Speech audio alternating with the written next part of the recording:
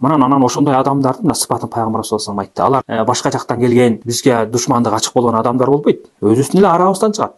Ушу силерге күйүп атам, эл үчүн күйүп атам, жер үчүн күйүп атам деп ошондой эмоция менен сөйлөгөн адамдар болот. Болсо баары тең эле ушу жакшылыкты каалап атабыз. Элибизге жакшылык келсин деп ушундай сөздөр менен чакырган адамдар да. Анан пайгамбар саллаллаху алейхи Ибн Умардын бир хадисинде айткандай, бул баяндоодо, сөз сөйлөөдө сыйкыр бар дейт. Кээ бир адамдарга ошондо Алла таала баягы мүмкүнчүлүк берип койгон, сүйлөгөндө, үгүттөгөндө элдердин көңүлү бурган ыкмаларды жакшы билет да. Элдин башын баталия айлантып коет. Анан ошентип элдерди бурмалап, анан мамлекетке башаламандыкты салышат да. Ошонун баарын абайлаш керек. Кыйкырып сүйлөсө эле, күйүп сүйлөсө эле анын баары туура боло бербейт. Айрыкча эгерде ошондой адамдар жаман максатты каалаган болсо, баталия Алла таала алардын жүзүн ачат. Мына буга чейин деле көрүп эле келатпайбыз дайыма.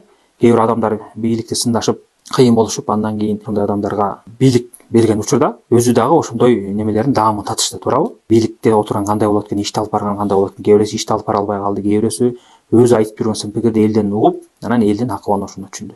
Ошондуктан баягы бирөөнү жөн эле сындай берсең, өзүңө дагы ошондой балейлер, бателе келип калышы ыктымал.